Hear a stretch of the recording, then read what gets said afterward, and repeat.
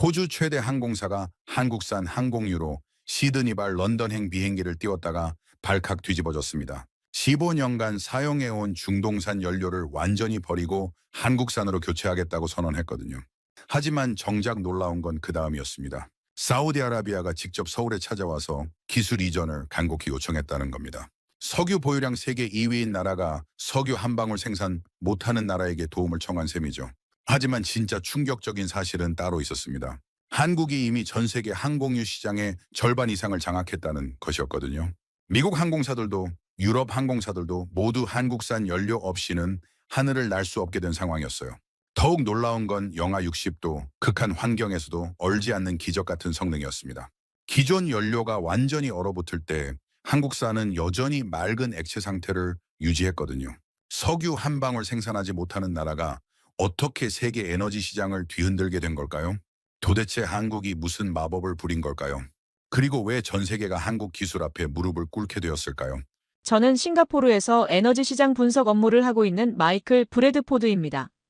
47살이고 호주 시드니 출신이에요.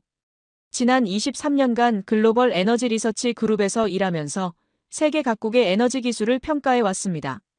제가 오늘 들려드릴 이야기는 제 인생을 완전히 바꾼 경험담이에요. 이 모든 일은 작년 4월 평범한 수요일 오전에 시작되었습니다. 저는 그때까지 한국을 단순한 전자제품 제조국 정도로 여기고 있었어요. 삼성과 LG 같은 회사들이 스마트폰이나 반도체를 잘 만드는 나라, 그 정도의 인식이었죠. 에너지 산업과는 전혀 무관한 곳이라고 생각했습니다. 실제로 한국은 원유를 한 방울도 생산하지 않잖아요. 그런데 그날 아침 제 책상 위에 놓인 보고서 한 장이 모든 것을 바꿔놓았어요. 제목이 정말 황당했습니다. 한국의 탄화수소 분자 재구성 기술 상용화 성공이라고 적혀 있더라고요. 처음에는 오타인 줄 알았어요.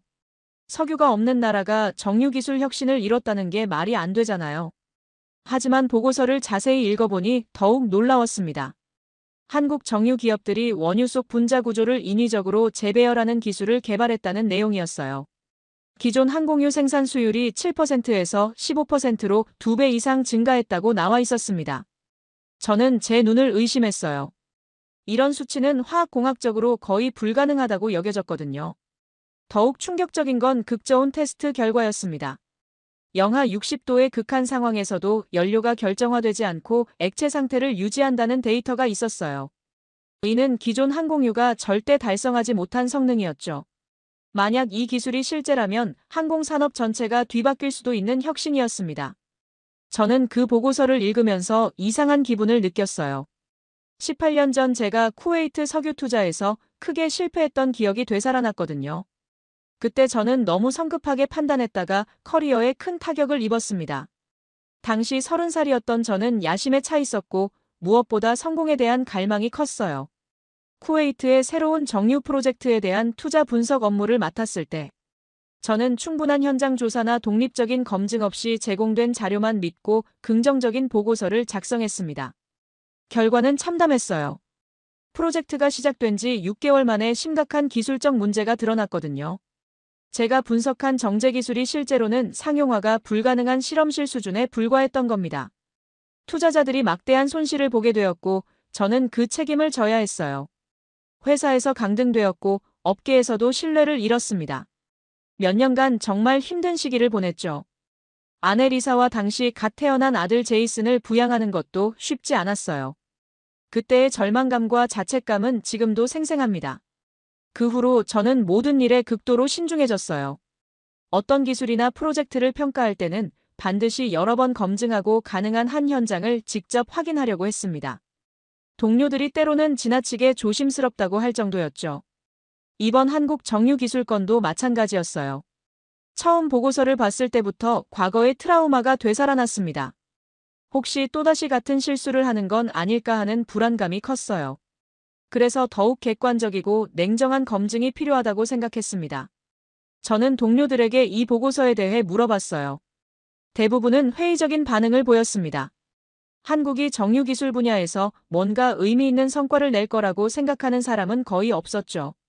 하지만 저는 계속해서 이 문제가 머릿속을 떠나지 않았어요. 뭔가 낯선 바람이 불고 있다는 느낌이 들었습니다. 보고서에 실린 데이터들이 너무나 구체적이고 정교했거든요. 실험 조건, 측정 방법, 결과 분석까지 모든 것이 과학적 근거를 갖추고 있었어요. 그로부터 일주일 후 싱가포르에서 아시아 에너지 컨퍼런스가 열렸습니다. 매년 봄마다 전 세계 에너지 전문가들이 모이는 행사죠. 저는 이 자리에서 한국 대표단의 발표를 직접 들을 수 있었어요. 발표자는 한국에너지공사 국제협력팀장인 서준혁 이사였습니다.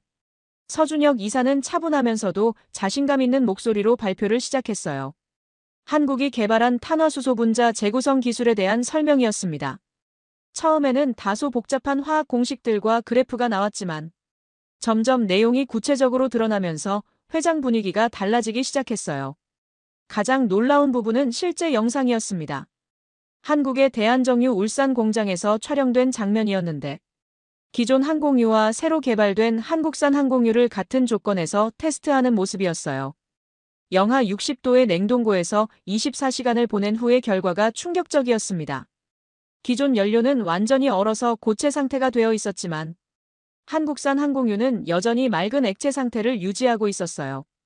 이는 극지방이나 고도가 높은 지역을 비행하는 항공기에게는 혁명적인 의미였습니다. 연료가 얼면 엔진이 멈춰버리거든요. 더욱 놀라운 건 생산 수율 데이터였어요. 같은 양의 원유에서 기존 방식보다 2배 이상 많은 항공유를 생산할 수 있다는 그래프가 나왔습니다. 이는 단순히 기술적 성과를 넘어서 경제적 파급 효과가 엄청날 것이라는 의미였죠. 회장에 앉아있던 영국 글로벌 오일의 제프리 윈스턴 전략이사의 반응이 인상적이었어요. 처음에는 시큰둥한 표정이었는데 발표가 진행될수록 점점 불편한 기색이 역력했습니다. 특히 생산 비용 비교 자료가 나왔을 때는 옆 사람과 급하게 뭔가 속삭이는 모습을 볼 수 있었어요. 서준혁 이사는 발표 마지막 부분에서 더욱 놀라운 소식을 전했습니다. 이미 독일의 루프트한자 항공과 미국의 유나이티드 항공이 시범 공급 계약을 체결했다는 내용이었어요. 단순한 실험실 기술이 아니라 실제 상용화 단계에 들어섰다는 뜻이었습니다. 질의응답 시간에 제프리 윈스턴이 날카로운 질문을 던졌어요. 이런 기술이 실제로 가능한지, 혹시 과장된 부분은 없는지 물어봤죠. 서준혁 이사는 미소를 지으며 차분하게 답변했습니다. 다음 달부터 독립적인 국제검증팀이 한국 현지에서 직접 확인 작업을 진행할 예정이라고 말했어요. 저는 그 순간 무언가 큰 변화가 시작되고 있다는 것을 직감했습니다. 이는 단순한 기술 개발을 넘어서 전 세계 에너지 시장의 판도를 바꿀 수 있는 사건이었어요. 석유를 가진 나라가 아니라 기술을 가진 나라가 주도권을 잡는 시대가 올 수도 있겠다는 생각이 들었습니다. 회의가 끝난 후 저는 서준혁 이사에게 개별적으로 질문할 기회를 가졌어요. 그분은 정말 자신감에 차 있었습니다. 한국이 이 기술을 개발할 수 있었던 이유에 대해 물어봤을 때 대답이 인상 깊었어요. 자원이 없기 때문에 오히려 기술에 집중할 수밖에 없었다고 하더라고요. 그날 밤 호텔방에서 저는 한국에 대해 다시 생각해봤습니다. 정말로 이 나라가 석유 산업의 혁신을 가져올 수 있을까요? 제 경험과 상식으로는 믿기 어려웠지만 그날 본 데이터와 발표 내용은 부인하기 어려웠어요. 하지만 다음날 상황이 급변했습니다. 싱가포르 현지 언론들이 일제히 한국의 발표를 다뤘는데 반응은 예상과 달리 냉소적이었어요. 파이낸셜 타임스 아시아파는 검증되지 않은 기술로 과장 마케팅이라는 제목의 기사를 실었고 다른 언론들도 비슷한 논조였죠. 가장 강하게 반발한 건 석유업계의 거물들이었어요. 특히 독일 에너지 로비스트인 칼 하트만이 그랬습니다. 그는 유럽 언론과의 인터뷰에서 한국 기술을 신랄하게 비판했어요. 아시아 국가들의 전형적인 과대 포장이라고 표현했죠. 제프리 윈스턴도 저에게 전화를 걸어왔습니다. 마이클, 자네도 어제 그 황당한 발표를 봤겠지. 한국이 정유 기술에서 혁신을 이뤘다고 말도 안 되는 소리야. 그들은 그냥 우리 기술을 베껴서 조금 개선한 정도일 거야. 제프리의 말투에는 확신에 찬 조롱이 섞여 있었어요. 40년간 석유업계에서 일한 그의 경험으로는 한국 같은 나라가 정유 분야에서 혁신을 만들어낸다는 게 상상할 수 없는 일이었던 거죠. 저는 이런 상반된 반응들을 보면서 더욱 궁금해졌습니다. 과연 한국의 기술이 진짜일까요? 아니면 정말 과장된 마케팅일까요? 그날 저녁 아내 리사에게 전화를 걸었을 때 그녀는 제게 중요한 질문을 던졌어요. 여보, 당신은 18년 전 실수를 두려워하는 거예요? 아니면 진짜 회의적인 거예요? 리사의 질문이 핵심을 찔렀습니다. 저는 과거의 트라우마 때문에 너무 보수적으로 접근하는 건 아닐까요? 컨퍼런스가 끝난 지 사흘 후 전 세계 에너지 업계를 뒤흔드는 뉴스가 터졌습니다. 독일의 루프트한자 항공이 한국산 항공유를 사용한 첫 상업 비행을 성공적으로 마쳤다는 소식이었어요. 프랑크푸르트에서 뉴욕까지 대서양을 횡단하는 장거리 비행이었는데 연료 효율성과 안전성 모두 기존보다 우수한 결과를 보였다고 했습니다. 이 소식은 업계에 큰 충격을 주었어요. 이제 한국의 기술이 단순한 실험실 수준이 아니라 실제 상업적 운용이 가능한 기술임이 증명된 것이었거든요. 루프트한자의 최고 기술 책임자는 기자회견에서 한국산 연료가 기존 대비 23% 더 높은 에너지 효율을 보였다고 밝혔습니다. 하지만 이 발표에 대한 반발도 만만치 않았어요. 독일의 칼 하트만은 즉각 성명을 내고 루프트한자의 결정을 비판했습니다. 그는 충분한 검증 없이 성급하게 도입한 결정이며 안전성 문제가 있을 수 있다고 주장했어요. 유럽 주요 언론들도 비슷한 논조로 보도하기 시작했죠. 제프리 윈스턴도 더욱 공격적으로 나왔습니다. 그는 저에게 긴급 화상회의를 요청했고 영국 본사의 여러 임원들과 함께 한국 기술에 대한 우려를 표명했어요. 마이클, 자네는 에너지 분석 전문가로서 이 상황을 어떻게 보나? 한국 기술이 정말 신뢰할 만한 것이라고 생각하는가? 저는 신중하게 답변했습니다. 아직 충분한 데이터를 확인하지 못했기 때문에 섣불리 판단하기 어렵다고 말이에요. 하지만 루프트한자 같은 메이저 항공사가 실제로 도입했다는 건 무시할 수 없는 신호라고도 덧붙였죠. 제프리는 제 답변에 만족하지 못하는 표정이었습니다. 그날 밤 저는 아내 리사와 긴 통화를 했어요. 리사는 환경운동가로 활동하고 있었기 때문에 새로운 에너지 기술에 대해 항상 긍정적인 시각을 가지고 있었습니다. 여보, 당신은 너무 과거에 갇혀 있는 것 같아요. 18년 전 쿠웨이트 일은 정말 안타까웠지만 그게 당신의 모든 판단을 지배하게 해서는 안 돼요. 리사의 말이 가슴에 와닿았습니다. 그녀는 제가 실패 이후 지나치게 조심스러워졌다는 것을 늘 걱정했거든요. 이번 한국 기술도 마찬가지예요. 당신이 직접 확인하기 전까지는 선입견을 갖지 말아요. 데이터만 보세요. 당신이 가장 잘하는 일이잖아요. 리사의 격려 덕분에 저는 결심을 굳혔습니다. 직접 한국에 가서 이 기술의 실체를 확인해 보기로 한 거죠. 물론 회사 상부에서는 시간 낭비라고 말렸어요. 하지만 저는 전문가로서의 객관성을 유지하고 싶었습니다. 다음 날 아침 제 아들 제이슨이 전화를 걸어왔어요. 22살인 제이슨은 싱가포르 국립대학교 대학원에서 신재생에너지를 전공하고 있었습니다. 아빠, 한국 항공유 기술 뉴스 봤어요. 정말 혁명적인 것 같던데요. 아빠도 관심 있으세요? 저는 제이슨에게 한국 방문 계획을 말했어요. 제이슨은 흥분한 목소리로 말했습니다. 잘하셨어요, 아빠. 제 교수님도 한국 기술에 대해 정말 긍정적으로 평가하시거든요. 분자 구조 재배열이 실제로 가능하다면 정말 게임 체인저가 될 거예요. 하지만 제이슨은 조심스럽게 덧붙였어요. 아빠, 그런데 편견 없이 봐야 해요. 쿠웨이트 일 때문에 너무 회의적으로만 접근하지 마세요. 객관적인 데이터로만 판단하는 게 중요해요. 제 아들까지 과거 실패를 언급하는 것을 보며 저는 그 사건이 우리 가족 모두에게 얼마나 큰 상처였는지 다시 한번 깨달았습니다. 저는 회사에 한국 출장 신청을 했지만 상부에서는 미온적인 반응을 보였어요. 싱가포르 지사장인 데이비드 첸은 제게 말했습니다. 마이클, 지금 한국에 가는 건 시기상조야. 국제검증팀이 구성되면 그때 참여해도 늦지 않아. 굳이 개인적으로 먼저 갈 필요가 있나. 하지만 저는 고집을 부렸어요. 제 개인 연차를 사용해서라도 가겠다고 말했습니다. 데이비드 첸은 한숨을 쉬며 허락했지만 너무 성급한 결론을 내리지 말라고 당부했어요. 회사의 공식 입장과 개인 의견을 분리하라는 뜻이었죠. 제 절친한 동료인 스티브 맥밀런은 제 결정을 지지해 주었습니다. 스티브는 호주 시드니 본사에서 일하고 있었는데 항상 제 편이 되어주는 친구였어요. 마이클, 자네다운 선택이야.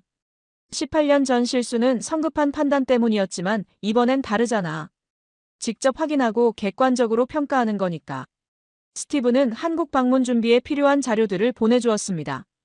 한국 정유 산업의 역사, 주요 기업들의 현황, 그리고 최근 기술 개발 동향까지 상세한 정보였어요. 자네가 현장에서 질문할 만한 것들을 정리해봤어. 도움이 되길 바라. 한국행 비행기 표를 예약하면서 저는 묘한 기대감을 느꼈어요. 과연 한국에서 무엇을 발견하게 될까요? 혁신적인 기술의 현장일까요? 아니면 과장된 쇼일까요? 답은 직접 가서 확인하는 수밖에 없었습니다. 하지만 한 가지는 분명했어요. 이번에는 쿠웨이트 때처럼 성급하게 판단하지 않겠다고 다짐했습니다. 한국행 비행기를 타기 전날 밤 저는 잠을 이룰 수 없었어요. 계속해서 18년 전의 기억이 되살아났거든요. 당시 저는 30살의 젊은 에너지 분석가였습니다. 야심에 차 있었고 무엇보다 성공에 대한 갈망이 컸어요. 그때 저에게 큰 기회가 왔었습니다. 바로 쿠웨이트의 새로운 정유 프로젝트에 대한 투자 분석 업무였어요. 중동 지역의 미개발 유전에서 나오는 원유를 활용한 대규모 정제 시설 건설 계획이었습니다. 당시로서는 정말 혁신적인 프로젝트였죠. 저는 그 프로젝트의 기술적 타당성을 검토하는 책임을 맡았어요.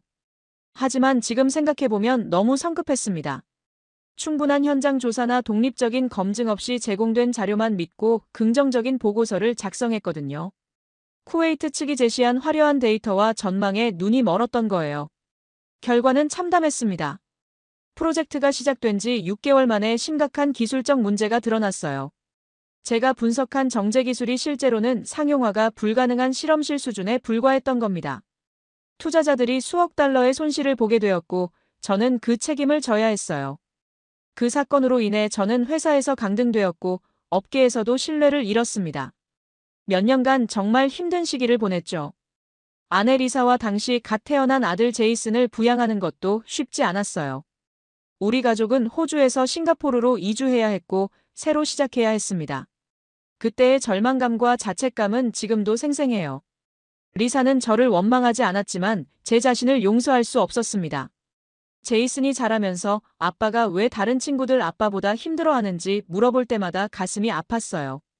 그 후로 저는 모든 일에 극도로 신중해졌습니다. 어떤 기술이나 프로젝트를 평가할 때는 반드시 여러 번 검증하고 가능한 한 현장을 직접 확인하려고 했어요. 동료들이 때로는 지나치게 조심스럽다고 할 정도였죠. 하지만 다시는 그런 실수를 반복하고 싶지 않았습니다. 이번 한국 정유기술 건도 마찬가지였어요.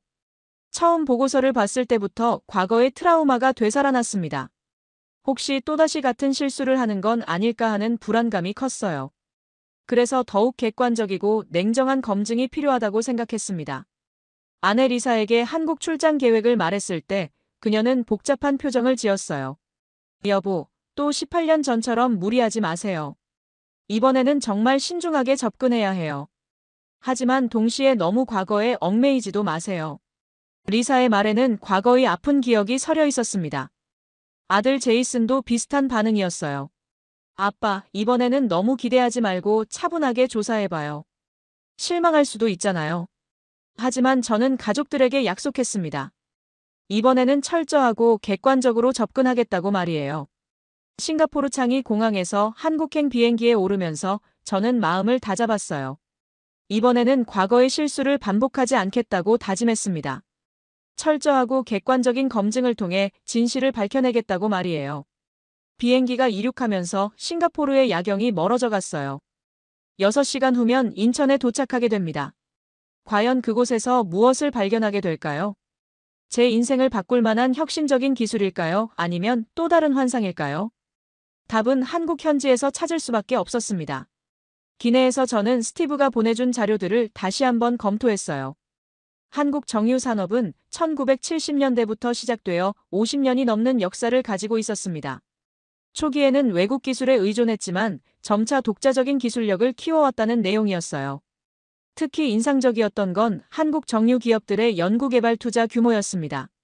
매출의 3% 이상을 연구개발에 투자하고 있었고 이는 글로벌 평균보다 훨씬 높은 수준이었어요.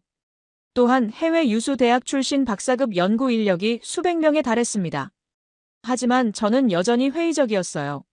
투자 규모나 인력이 중요한 건 맞지만 실제 성과로 이어지는 건 또 다른 문제였거든요. 쿠웨이트 때도 겉으로는 화려한 수치들이 있었지만 실체는 달랐던 기억이 생생했습니다. 비행기가 한국 상공에 접근하면서 기장의 안내 방송이 나왔어요. 곧 인천국제공항에 착륙할 예정이니 안전벨트를 매라는 내용이었습니다. 창밖으로 보이는 서울과 인천의 야경이 정말 인상적이었어요. 반듯하게 뻗은 도로들과 질서정연하게 배치된 건물들이 한눈에 들어왔습니다. 인천공항에 도착한 것은 현지 시간으로 오후 9시였어요. 공항의 첫인상이 놀라웠습니다.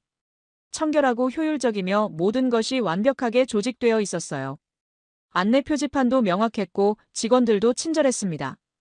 이건 단순한 공항이 아니라 한국이라는 나라의 시스템을 보여주는 쇼케이스 같았어요. 입국장을 나서자 한국에너지공사의 서준혁 이사가 저를 마중 나와 있었습니다.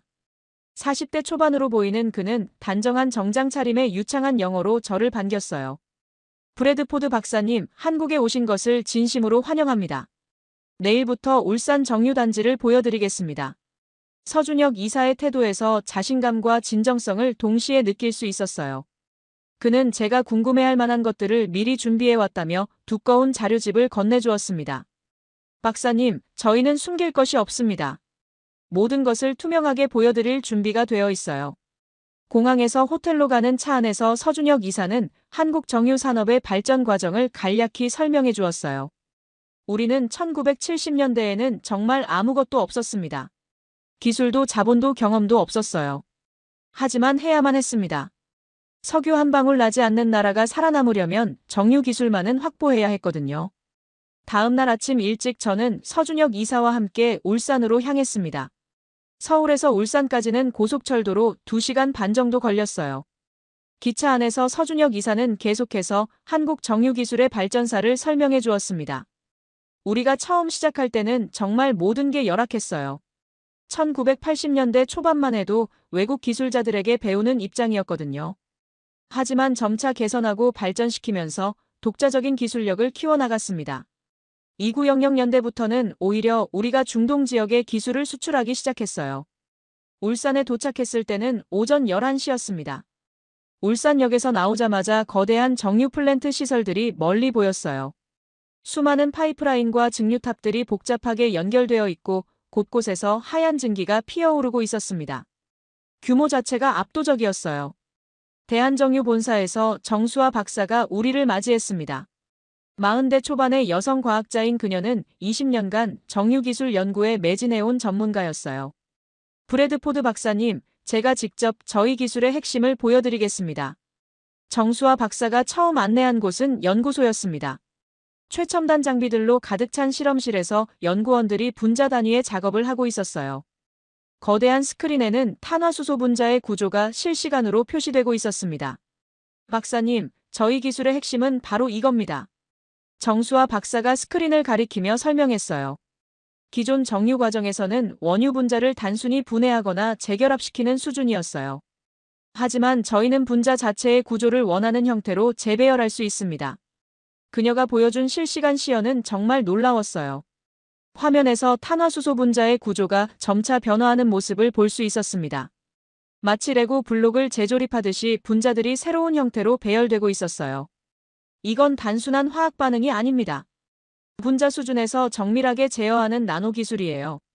그래서 항공유의 최적화된 특성을 만들어낼 수 있는 거죠. 정수아 박사의 설명을 듣는 동안 저는 점점 더 몰입하게 되었습니다. 하지만 바로 그때 제 머릿속에 18년 전 쿠웨이트 프로젝트가 떠올랐어요. 그때도 이렇게 화려한 실험실 시연을 봤었습니다. 그때도 연구진들은 자신감에 차 있었어요. 하지만 실제 상용화 단계에서는 모든 게 무너졌었죠. 제 이마에 식은땀이 흐르기 시작했어요. 심장이 빠르게 뛰고 손이 떨렸습니다. 과거의 트라우마가 강하게 되살아난 거예요. 정수아 박사가 제 상태를 알아차리고 물었습니다. 박사님, 괜찮으세요? 얼굴이 안 좋아 보이는데요. 저는 괜찮다고 손사래를 쳤지만 사실 괜찮지 않았어요. 쿠웨이트 때의 기억이 너무나 생생하게 떠올랐습니다. 실험실에서는 완벽해 보였던 기술이 실제 현장에서는 작동하지 않았던 그 충격적인 순간들이요. 잠시 쉬시겠어요? 서준혁 이사가 걱정스러운 표정으로 물었습니다. 저는 물을 한 잔 마시고 마음을 진정시켰어요. 이번에는 다르다고 스스로에게 말했습니다. 철저하게 검증하면 된다고요. 다음으로 정수아 박사가 안내한 곳은 실제 생산 현장이었습니다. 거대한 공장 내부에서는 원유가 들어와서 여러 단계의 공정을 거쳐 항공유로 변환되는 과정을 볼 수 있었어요. 각 단계마다 정밀한 센서들이 온도, 압력, 화학 조성을 실시간으로 모니터링하고 있었습니다. 이곳에서 하루에 생산되는 항공유가 5만 배럴입니다. 그리고 저희 분자 재구성 기술을 적용한 후 수율이 7%에서 15%로 증가했어요. 정수아 박사가 생산 데이터를 보여주었습니다. 저는 그 데이터를 꼼꼼히 살펴봤어요. 지난 6개월간의 생산 기록이 모두 일관되게 높은 수율을 보여주고 있었습니다. 만약 이게 조작된 데이터라면 정말 정교하게 만든 거였어요. 하지만 제 전문가적 직관으로는 진짜 데이터처럼 보였습니다. 가장 중요한 테스트는 극저온 안정성 실험이었어요. 정수아 박사는 저를 특수 실험실로 안내했습니다. 그곳에는 거대한 냉각 챔버가 있었고 그 안에서 기존 항공유와 한국산 항공유를 동시에 테스트할 수 있었어요. 직접 보시는 게 가장 확실할 겁니다. 정수아 박사가 2개의 시험관을 챔버에 넣었어요. 하나는 기존 항공유, 다른 하나는 한국산 항공유였습니다. 온도를 영하 60도로 낮추고 24시간 기다리겠습니다. 하지만 저는 그렇게 오래 기다릴 수 없었어요. 그래서 정수아 박사에게 이미 테스트를 마친 샘플을 보여달라고 요청했습니다. 그녀는 냉동고에서 2개의 시험관을 꺼내왔어요. 차이는 확연했습니다. 기존 항공유는 완전히 얼어서 뿌연 고체 상태가 되어 있었어요. 시험관을 거꾸로 들어도 전혀 움직이지 않았습니다. 하지만 한국산 항공유는 여전히 맑은 황금색 액체 상태를 유지하고 있었어요. 시험관을 흔들면 자유롭게 출렁거렸습니다. 이건 북극 항로나 고고도 비행에서 결정적인 차이를 만듭니다. 정수아 박사가 설명했어요. 기존 연료는 영하 30도만 되어도 결정화가 시작돼요. 하지만 저희 연료는 영하 60도에서도 완전한 액체 상태를 유지합니다. 저는 그 샘플들을 직접 만져보고 관찰했습니다. 이건 부정할 수 없는 물리적 증거였어요. 아무리 데이터를 조작해도 실제 물질의 상태는 속일 수 없었거든요. 제 손에 들린 시험관이 떨렸습니다. 흥분 때문인지 두려움 때문인지 알 수 없었어요. 오후에는 윤태민 연구원이 추가 설명을 해주었습니다. 20대 후반의 젊은 과학자인 그는 독일에서 화학공학 박사 학위를 받고 돌아온 케이스였어요. 브래드포드 박사님, 제가 독일에서 공부할 때만 해도 한국 기술을 무시하는 분위기였어요. 하지만 이제는 완전히 바뀌었습니다. 윤태민 연구원은 열정적으로 기술의 세부 사항들을 설명했어요. 촉매 시스템, 반응 온도 제어, 분자 구조 최적화 방법까지 모든 것이 과학적으로 탄탄했습니다. 저는 점차 한국 기술이 진짜일 수도 있다는 생각을 하게 되었어요. 하지만 여전히 쿠웨이트의 기억이 저를 괴롭혔습니다. 그날 저녁 호텔방에서 저는 오랫동안 잠들지 못했어요. 한편으로는 한국 기술의 혁신성에 감탄했지만 다른 한편으로는 또다시 속는 건 아닐까 하는 두려움이 컸습니다. 둘째 날 아침 저는 현장 관리자인 강철우 소장을 만났습니다. 50대 중반의 그는 35년간 정유 현장에서 일해온 베테랑이었어요.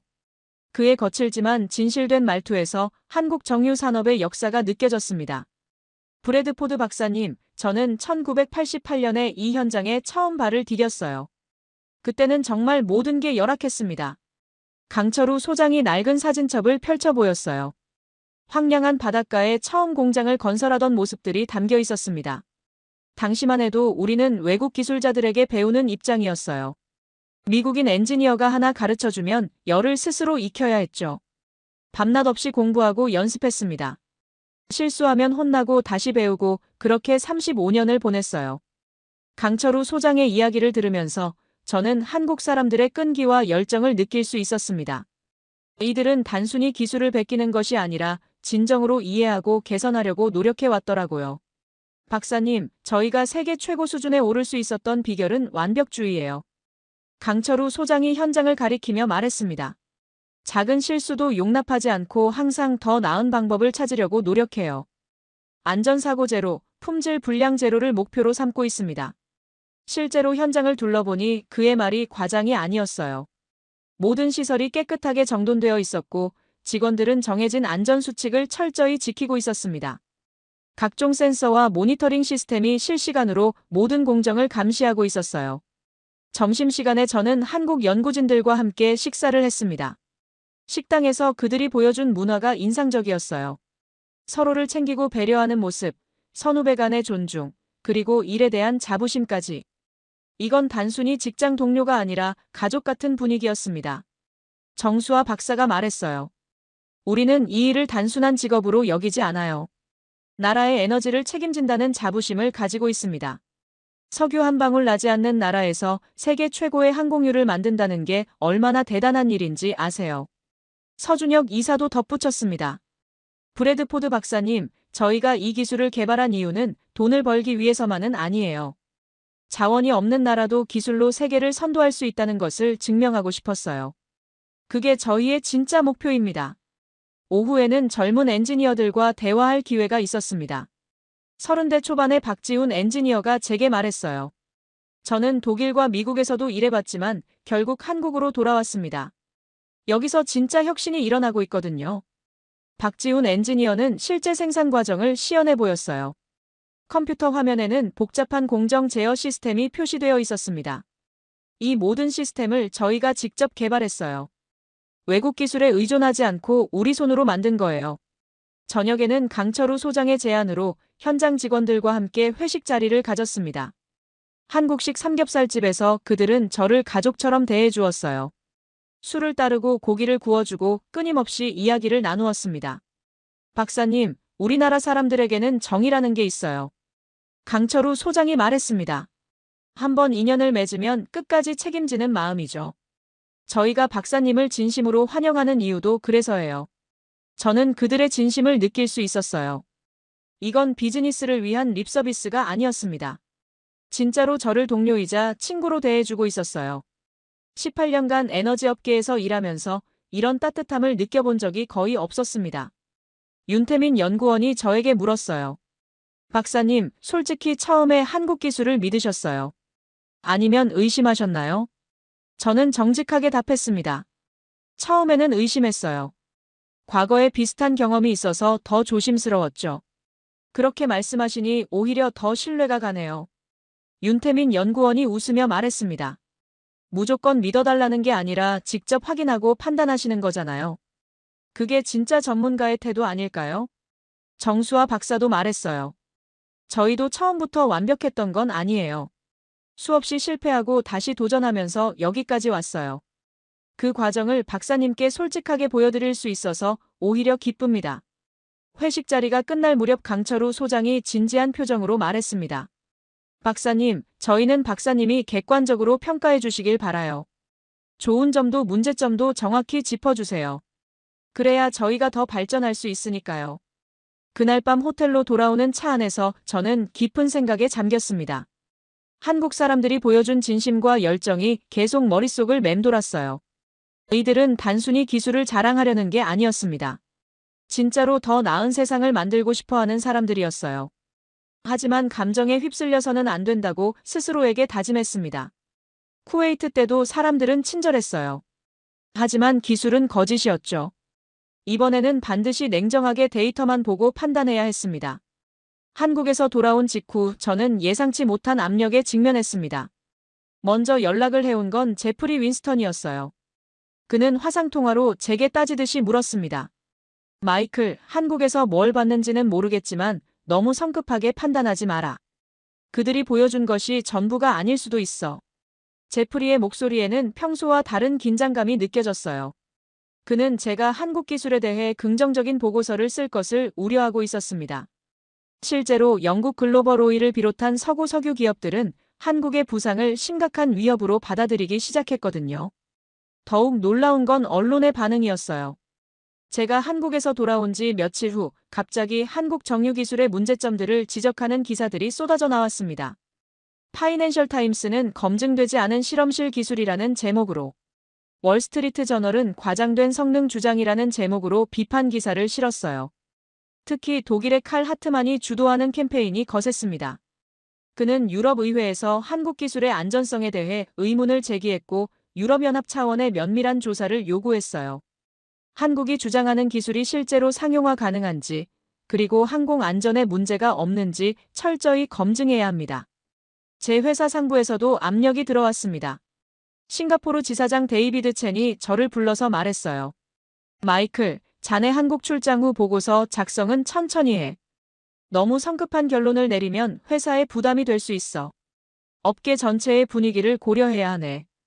이런 공격적인 반응은 오히려 한국 기술의 위력을 보여주는 증거이기도 했어요. 만약 정말 가치 없는 기술이었다면 이렇게까지 신경 쓰지 않았을 테니까요. 서구 석유업계가 진짜 위협을 느끼고 있다는 뜻이었습니다. 한편 중동의 반응은 더욱 흥미로웠어요. 표면적으로는 무관심한 척하면서도 은밀하게 한국 기술에 대한 정보 수집에 나섰다는 소문이 돌았습니다. UAE 석유공사의 무함마드 알마이너스파티 부사장은 비공개 채널을 통해 한국 측과 접촉을 시도하고 있었어요. 저는 이런 복잡한 상황 속에서 딜레마에 빠졌습니다. 제가 한국에서 직접 본 것은 분명히 혁신적인 기술이었어요. 하지만 동시에 업계의 압력과 회의론도 무시할 수 없었습니다. 18년 전 쿠웨이트 실패의 기억이 다시 한번 저를 괴롭혔어요. 그때 제게 중요한 조언을 해준 사람이 있었습니다. 바로 저의 멘토였던 존 핸더슨 교수였어요. 그는 에너지 분야에서 45년간 일하며 은퇴한 후에도 자문 역할을 하고 계셨습니다. 마이클, 18년 전 자네가 실패했던 이유를 기억하나? 그때는 충분한 검증 없이 성급하게 판단했잖아. 핸더슨 교수는 계속 말했어요. 하지만 이번에는 반대가 될 수도 있어. 확실한 기술을 놓치는 실수 말이야. 과거의 트라우마 때문에 너무 보수적으로 접근하는 것도 또 다른 편견일 수 있다네. 그의 말이 핵심을 찔렀어요. 저는 과거의 실패를 두려워한 나머지 객관적 판단을 방해받고 있었던 겁니다. 진짜 전문가라면 과거의 경험에서 배우되 그것에 얽매여서는 안 되는 거였죠. 며칠 후 한국에서 중요한 소식이 전해졌어요. 독일의 루프트한자 항공이 한국산 항공유를 전면 도입하기로 결정했다는 발표였습니다. 향후 5년간 연간 10억 달러 규모의 장기 공급 계약을 체결한 거예요. 루프트한자의 최고 경영자는 기자회견에서 이렇게 말했습니다. 우리는 지난 3개월간 철저한 테스트를 진행했어요. 한국산 항공유는 연료 효율성이 기존보다 23% 이상 우수하고 극한 기후에서의 안전성도 뛰어납니다. 경제적으로나 운항 안전 측면에서나 최선의 선택이었어요. 이 소식은 업계에 큰 충격을 주었습니다. 이제 한국의 기술이 단순한 실험실 수준이 아니라 실제 상업적 운용이 가능한 기술임이 증명된 것이었거든요. 유럽 최대 항공사 중 하나가 전면 도입을 결정했다는 건 정말 파격적인 일이었어요. 제프리 윈스턴은 완전히 당황한 모습이었습니다. 그는 다시 저에게 전화를 걸어와서 거의 애원하는 투로 말했어요. 마이클, 이제 상황이 완전히 달라졌다. 우리도 한국과의 협력을 진지하게 고려해야 할 것 같아. 자네가 한국에서 뭘 봤는지 솔직하게 말해줄 수 있나? 칼 하트만의 태도도 급변했습니다. 그동안 한국 기술을 강력히 비판해왔던 그가 갑자기 입장을 바꾼 거예요. 독일 언론과의 인터뷰에서 이렇게 말했습니다. 한국의 기술적 성취를 더 이상 무시할 수 없는 상황이 되었습니다. 유럽도 이 분야에서 뒤처지지 않기 위해 적극적인 대응이 필요해요. 이런 급작스러운 변화 뒤에는 경쟁 논리가 있었어요. 루프트한자가 한국 기술을 도입해서 운영비를 크게 절감하면 다른 항공사들도 따라할 수밖에 없었거든요. 에어프랑스와 브리티시 에어웨이즈도 한국과의 협상에 나섰다는 소문이 돌았습니다. 저는 그 순간 깨달았어요. 시장이 이미 답을 내리고 있었습니다. 한국 기술의 진위 여부는 학술적 논쟁의 대상이 아니라 실제 비즈니스 현장에서 검증되고 있었어요. 그리고 결과는 명확했습니다. 하지만 가장 극적인 변화는 제 개인적인 내면에서 일어났어요. 저는 오랜 고민 끝에 결정을 내렸습니다. 업계의 압력에 굴복해서 안전한 길을 택할 것인가, 아니면 제가 직접 확인한 사실을 바탕으로 객관적인 평가를 내릴 것인가. 그날 밤 아내 리사에게 전화를 걸었어요. 여보, 결정했어요. 한국 기술에 대해 긍정적인 평가를 내리겠어요. 제가 직접 본 것은 진짜 혁신이었어요. 리사는 잠시 침묵하더니 말했습니다. 당신이 옳다고 생각하는 걸 하세요. 18년 전 실수를 두려워하지 마요. 아들 제이슨도 저를 격려해 주었어요. 아빠, 자랑스러워요. 전문가로서 양심을 지키는 거잖아요. 가족들의 지지가 큰 힘이 되었습니다. 제 보고서를 작성하고 있던 바로 그때 국제에너지기구에서 중대 발표가 나왔습니다. 한국 항공유 기술에 대한 독립적인 국제 검증팀을 구성한다는 내용이었어요. 전 세계 에너지 전문가들이 참여하는 사상 최대 규모의 검증 작업이 될 거라고 했습니다. 국제에너지기구 사무총장 파티마 알마이너스 나세르가 제네바에서 기자회견을 열었어요. 한국 기술에 대한 논란을 종식시키기 위해 완전히 독립적이고 투명한 검증을 실시할 것입니다. 검증팀은 각국 최고 전문가들로 구성되며 모든 과정이 공개될 예정입니다. 며칠 후 저에게 국제에너지기구로부터 공식 서한이 도착했어요. 검증팀의 부팀장으로 참여해달라는 요청이었습니다. 제 에너지 기술 평가 경력과 한국 현장 방문 경험을 높이 평가했다는 내용이었어요. 저는 깊은 고민에 빠졌습니다. 이번 검증에 참여한다는 건 제 커리어에서 가장 중요한 순간이 될 수도 있었어요. 하지만 동시에 엄청난 부담이기도 했습니다. 만약 검증 결과가 논란이 된다면 저에게도 상당한 책임이 돌아올 테니까요. 스티브 맥밀런에게 조언을 구했어요. 그는 주저없이 말했습니다. 마이클, 이건 자네 인생의 기회야. 18년 전 실수를 만회할 수 있는 순간이기도 하고 객관적으로 평가하면 돼. 자네가 가장 잘하는 일이잖아. 존 핸더슨 교수도 같은 의견이었어요. 자네가 이번 검증에서 어떤 역할을 하게 될지 알고 있나? 이는 단순히 기술 평가가 아니야. 향후 10년간 글로벌 에너지 시장의 방향을 결정하는 일이 될 거야. 저는 결국 참여하기로 결정했습니다. 하지만 한 가지 조건을 달았어요. 완전한 독립성을 보장받는 것이었습니다. 어떤 기업이나 정부의 영향도 받지 않고 오직 과학적 데이터만으로 평가하겠다고 명시했어요. 검증팀장은 폴란드 출신의 엘레나 코발스키 박사였습니다. 국제에너지기구에서 20년간 일해온 그녀는 공정성과 전문성으로 유명한 인물이었어요. 화상회의에서 처음 만났을 때 그녀는 단호하게 말했습니다. 브래드포드 박사님, 이번 검증은 그 어떤 타협도 없을 겁니다. 우리는 철저하게 과학적 방법론만을 따를 거예요. 정치적 압력이나 경제적 이해관계는 완전히 배제할 겁니다. 다른 팀원들도 각국 최고 전문가들이었어요. 인도 출신의 라지 파텔 MIT 교수는 화학공학 분야의 권위자였고, 독일의 헬가 슈미트 박사는 막스 플랑크 연구소에서 30년간 촉매 연구를 해온 전문가였습니다. 첫 번째 팀 회의에서 엘레나 팀장이 검증 계획을 발표했어요. 우리는 사흘 동안 한국 울산 현장을 방문해서 실제 생산 과정을 확인할 겁니다. 실험실에서 기술 원리를 직접 검증하고 우리가 직접 샘플을 채취해서 제3자 기관에서 분석할 거예요. 라지 파텔 교수가 날카로운 질문을 던졌어요. 한국 측이 제공하는 자료만 믿는 게 아니라 우리가 독립적으로 실험할 수 있나요? 엘레나 팀장이 단호하게 답했습니다. 물론이죠. 한국 측도 완전한 투명성을 약속했어요. 헬가 슈미트 박사는 회의적인 태도를 보였어요. 솔직히 말해서 저는 아직 한국 기술을 믿기 어렵습니다. 분자 구조를 그렇게 정밀하게 제어한다는 게 이론적으로는 가능해도 대규모 상업 생산은 다른 문제거든요. 저는 제 경험을 공유했습니다. 저도 처음에는 회의적이었어요. 하지만 현장에서 본 것은 부인하기 어려웠습니다. 물론 철저한 검증이 필요하죠. 그게 바로 우리가 할 일이고요. 검증 출발을 이틀 앞두고 제프리 윈스턴이 또 연락을 해왔어요. 마이클, 자네가 검증팀에 참여한다면서. 제발 객관적으로 평가해줘. 너무 한국 편을 들지 말고 말이야. 그의 목소리에서 불안감이 느껴졌습니다. 칼 하트만도 독일 언론과의 인터뷰에서 검증팀에 대한 기대를 표명했어요. 국제에너지기구의 독립적인 검증이 한국 기술의 실체를 명확히 밝혀줄 것으로 기대합니다. 과장이든 진실이든 정확히 드러날 거예요. 반면 한국 측의 반응은 담담했습니다. 서준혁 이사가 이메일을 보내왔는데 간단한 내용이었어요. 브래드포드 박사님, 저희는 완전히 투명하게 모든 것을 공개할 준비가 되어 있습니다. 객관적으로 평가해 주시면 됩니다. 정수아 박사도 비슷한 메시지를 보내왔어요. 저희 기술에 대해 자신감이 있습니다. 검증팀이 철저히 확인해 주시길 바라요. 숨길 것도 포장할 것도 없어요. 검증 출발 전날 밤 저는 가족들과 화상통화를 했어요. 아내 리사가 말했습니다. 여보, 이번에는 정말 역사적인 순간을 만들 수도 있겠네요.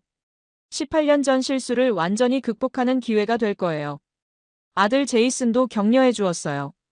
아빠, 대학교 교수님들도 이번 검증에 주목하고 계세요. 아빠가 공정하게 평가해 주실 거라고 믿어요. 가족들의 응원이 큰 힘이 되었습니다. 싱가포르 창이 공항에서 검증팀과 합류했을 때 분위기는 상당히 긴장되어 있었어요.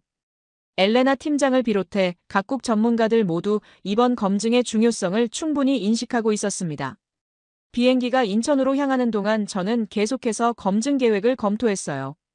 생산 공정 확인, 실험실 기술 검증, 극저온 테스트, 연소 효율 측정, 경제성 분석까지 모든 것을 빠짐없이 확인할 예정이었습니다.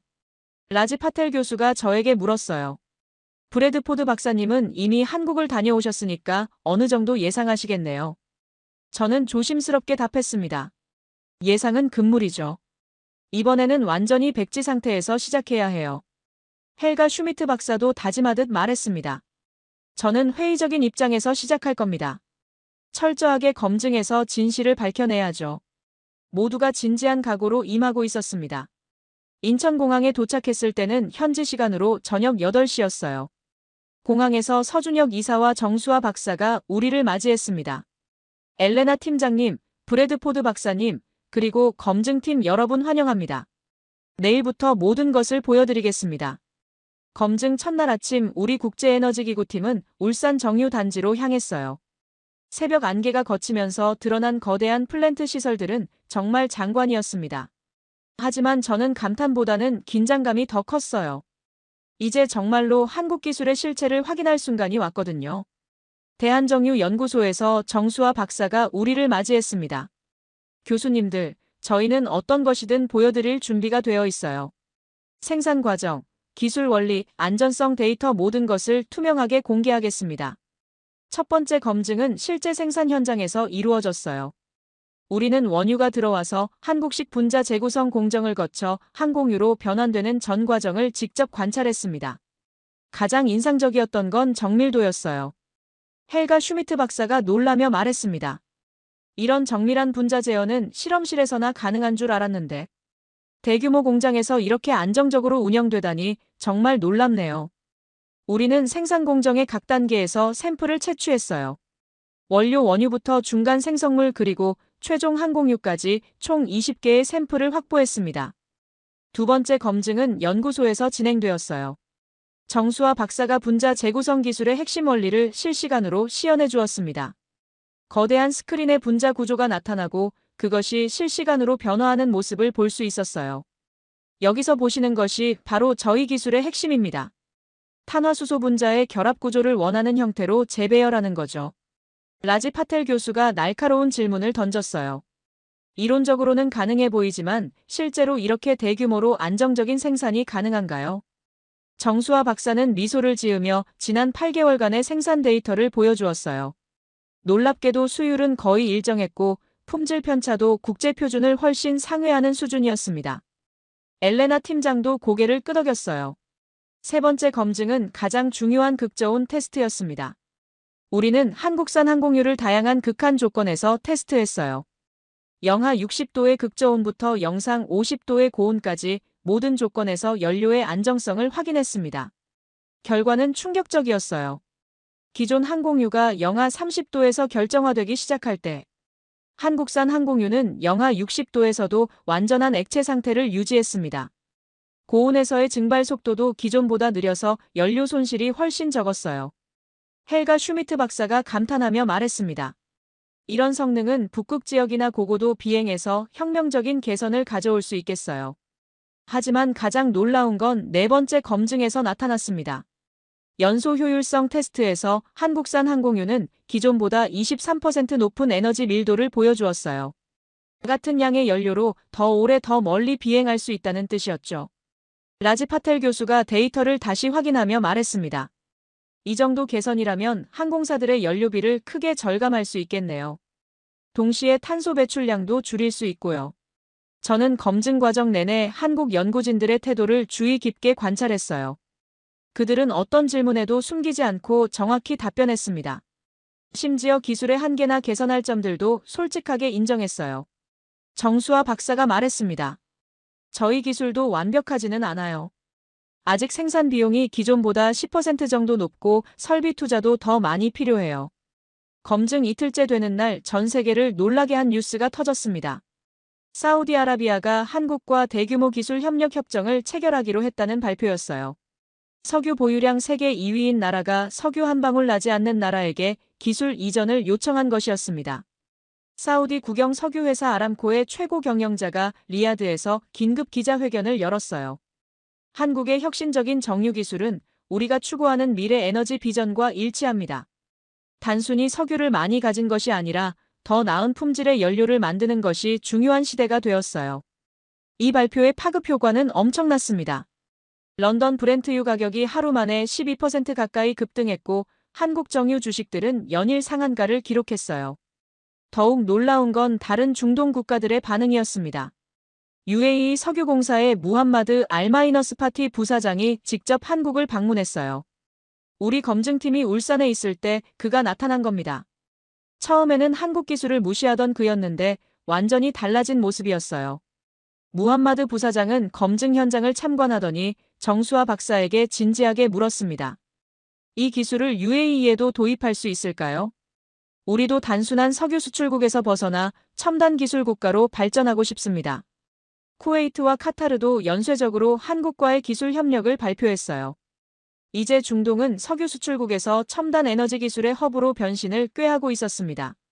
제가 18년 전 실패했던 쿠웨이트도 한국 기술 도입을 공식 발표했어요. 그 소식을 듣는 순간 저는 묘한 감정을 느꼈습니다. 18년 전 제가 잘못 평가했던 그 나라가 이제는 한국 기술을 배우겠다고 나선 것이었거든요. 역사의 아이러니였죠. 가장 극적인 순간은 무함마드 부사장이 검증팀 앞에서 한 말이었어요. 솔직히 고백하자면 처음에 저도 한국 기술을 믿지 않았습니다. 석유 없는 나라가 무슨 정유 기술이냐고 생각했죠. 하지만 완전히 틀렸어요. 그는 계속 말했습니다. 미래는 자원을 많이 가진 나라가 아니라 기술을 가진 나라가 주도할 겁니다. 한국이 바로 그것을 증명했어요. 우리 중동 국가들도 변화해야 합니다. 엘레나 팀장도 놀란 표정을 감추지 못했어요. 중동 산유국이 이렇게 빠르게 입장을 바꿀 줄은 몰랐습니다. 이건 정말 역사적인 변화네요. 라지 파텔 교수도 동의했습니다. 헬가 슈미트 박사는 솔직하게 말했어요. 저도 이제 인정할 수밖에 없네요. 한국 기술이 진짜예요. 사우디 같은 나라가 움직인다는 건 정말 대단한 일이에요. 서준혁 이사는 담담하게 반응했습니다. 저희는 처음부터 기술의 우수성을 확신했어요. 다만 세상이 인정해주길 기다렸을 뿐입니다. 이제 그 시간이 온 것 같네요. 그날 저녁 검증팀 회의에서 분위기가 완전히 바뀌었어요. 처음에는 회의적이었던 전문가들도 이제는 한국 기술을 인정하기 시작했습니다. 엘레나 팀장이 말했습니다. 내일 마지막 검증을 마치고 나면 우리는 역사적인 보고서를 작성하게 될 것 같아요. 저는 그 순간 한국이 정말로 에너지 산업의 미래를 바꾸고 있다는 것을 확신했습니다. 검증 마지막 날 저는 가장 어려운 결정을 내려야 했습니다. 모든 검증 절차가 끝나고 이제 최종 보고서를 작성해야 하는 시점이었어요. 우리 검증팀의 결론이 전 세계 에너지 산업의 향방을 좌우할 수도 있는 상황이었습니다. 오전에 진행된 마지막 검증은 경제성 분석이었어요. 한국 기술을 실제 상업적으로 운용했을 때의 비용 구조와 수익성을 객관적으로 평가하는 과정이었습니다. 서준혁 이사가 상세한 재무 데이터를 제공해 주었어요. 저희가 숨길 이유가 없으니까 모든 데이터를 공개합니다. 초기 투자 비용, 운영 비용 그리고 기대 수익까지 모든 것을요. 놀랍게도 한국 기술은 경제성 면에서도 우수했습니다. 초기 투자비는 기존보다 30% 정도 높았지만 운영 과정에서의 효율성 덕분에 3년 내에 투자비를 회수할 수 있는 구조였어요. 라지 파텔 교수가 계산기를 두드리며 말했습니다. 이 정도 경제성이라면 전 세계 정유업계가 주목할 수밖에 없겠어요. 기술적 우위에 경제적 우위까지 갖췄으니까요. 하지만 정작 어려운 순간은 그 다음에 왔습니다. 검증팀 내부에서 최종 결론에 대한 의견이 갈린 것이었어요. 대부분의 전문가들은 한국 기술의 혁신성을 인정했지만 몇몇은 여전히 신중한 접근을 주장했습니다. 헬가 슈미트 박사는 이렇게 말했어요. 기술 자체는 인정할 만하지만 글로벌 확산에 따른 부작용도 고려해야 합니다. 기존 에너지 공급망이 급속히 변화하면 시장 혼란이 올 수도 있어요. 반면 라지 파텔 교수는 적극적인 지지 입장이었습니다. 혁신을 두려워해서 발전을 늦출 수는 없죠. 이런 기술이 있다면 적극적으로 도입해야 합니다. 엘레나 팀장은 중간 입장을 취했어요. 기술의 우수성은 확실하니까 점진적 확산을 권고하는 방향으로 결론을 내리면 어떨까요? 바로 그때 제가 결정적인 선택을 해야 하는 순간이 왔습니다. 부팀장으로서 제 의견이 최종 결론에 큰 영향을 미칠 수 있었거든요. 저는 18년 전 쿠웨이트 실패가 다시 떠올랐어요. 그때도 비슷한 선택의 기로에 섰었습니다. 그때도 화려한 데이터와 장밋빛 전망이 있었어요. 하지만 저는 성급하게 판단했고 결과는 참담했죠. 이번에는 또 어떻게 될까요? 제 심장이 빠르게 뛰기 시작했어요. 손에 땀이 났습니다. 과거의 트라우마가 강하게 저를 짓눌렀어요. 만약 이번에도 틀린 판단을 한다면 제 커리어는 완전히 끝날 수도 있었습니다. 하지만 동시에 다른 생각도 들었어요. 이번에는 달랐습니다. 저는 충분한 시간을 들여 철저히 검증했고 모든 데이터를 객관적으로 분석했어요. 그리고 무엇보다 한국에서 직접 본 기술의 실체가 있었습니다. 존 핸더슨 교수의 말이 떠올랐어요. 과거의 트라우마 때문에 너무 보수적으로 접근하는 것도 또 다른 편견일 수 있다네. 저는 깊은 숨을 들이쉬고 결심했습니다. 교수님들, 저는 이 기술의 혁신성을 적극적으로 지지합니다. 우리가 본 모든 데이터가 그것을 뒷받침하고 있어요. 물론 급속한 변화에 따른 리스크는 있을 수 있죠. 하지만 그런 이유로 혁신을 늦출 수는 없습니다. 제 말을 듣고 분위기가 바뀌기 시작했어요. 헬가 슈미트 박사도 고개를 끄덕이며 말했습니다. 브래드포드 박사 말씀이 맞네요. 우리는 과학자로서 사실을 있는 그대로 평가해야 하죠. 그날 오후 검증팀은 만장일치로 한국 기술의 혁신성을 인정하는 최종 보고서 작성에 합의했어요. 엘레나 팀장이 공식 발표문 초안을 낭독했습니다. 국제에너지기구 검증팀은 한국의 분자 재구성 정유 기술이 과학적으로 타당하고 상업적으로 실행 가능하다고 결론 내립니다. 이는 제 인생에서 가장 중요한 결정 중 하나였어요. 18년 전 쿠웨이트 실패 이후 처음으로 제 전문가적 양심을 온전히 따른 순간이었습니다. 하지만 동시에 엄청난 부담도 느껴졌어요. 한국을 떠나기 전날 밤 정수와 박사와 개인적인 대화를 나눴습니다. 그녀는 저의 고민을 이해하는 듯 했어요. 브래드포드 박사님 과거에 힘든 경험이 있으셨다고 들었어요. 그래서 더욱 신중하게 접근하시는 거죠. 저는 솔직하게 털어놓았습니다. 18년 전 제가 잘못된 평가를 해서 많은 사람들이 피해를 봤어요. 그 기억 때문에 항상 두렵습니다. 또 실수하는 건 아닐까 하는 공포가 있어요. 정수와 박사가 조용히 말했습니다. 하지만 그 경험이 박사님을 더 훌륭한 전문가로 만든 것 같아요. 신중하면서도 공정하게 평가하시잖아요. 저희는 그런 분의 평가를 원했어요. 그녀는 계속 말했습니다. 실패를 두려워하는 건 당연해요. 하지만 그 두려움 때문에 진실을 외면한다면 더 큰 실수가 될 거예요. 박사님은 이번에 올바른 선택을 하신 겁니다. 다음 날 인천공항으로 향하는 차 안에서 서준혁 이사가 말했어요. 브래드포드 박사님 덕분에 저희 기술이 세계적으로 인정받을 수 있게 되었습니다. 정말 감사해요. 하지만 저는 손사래를 쳤습니다. 제가 한 건 그저 사실을 확인하고 객관적으로 평가한 것뿐이에요. 진짜 공로는 여러분들께 있습니다. 이 기술을 만들어낸 한국 연구진들 말이에요. 공항에서 작별 인사를 나누면서 강철우 소장이 제 손을 꼭 잡았습니다. 박사님 덕분에 저희 35년 노력이 빛을 보게 되었어요. 진심으로 고맙습니다. 그의 눈에는 눈물이 맺혀 있었어요. 싱가포르로 돌아가는 비행기 안에서 저는 엘레나 팀장과 대화를 나눴습니다. 브래드포드 박사님, 오늘 정말 용기 있는 선택을 하셨어요. 과거의 실패를 극복하고 진실을 선택한 거잖아요. 라지 파텔 교수도 말했습니다. 이번 검증은 제 연구 인생에서 가장 의미 있는 경험이었어요. 진짜 혁신이 무엇인지 똑똑히 봤습니다. 헬가 슈미트 박사도 동의했어요. 처음에는 회의적이었던 제가 부끄럽네요. 하지만 객관적 데이터 앞에서는 편견을 버려야죠.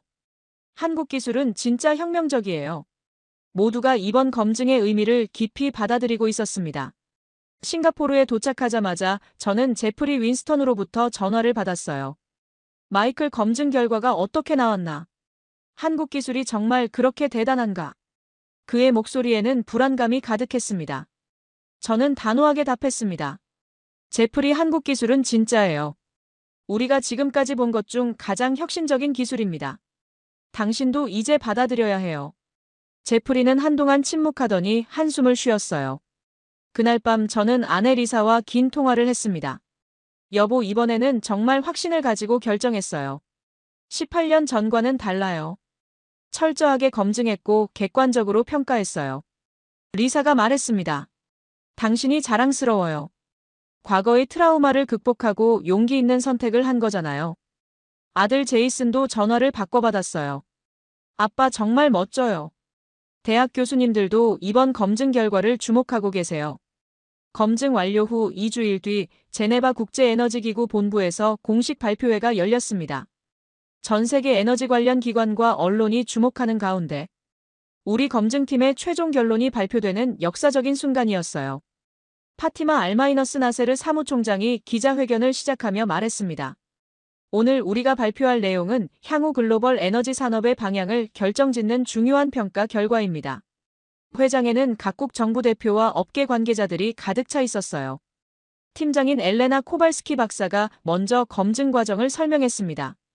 우리는 사흘 동안 한국 현지에서 철저하고 독립적인 검증을 실시했어요.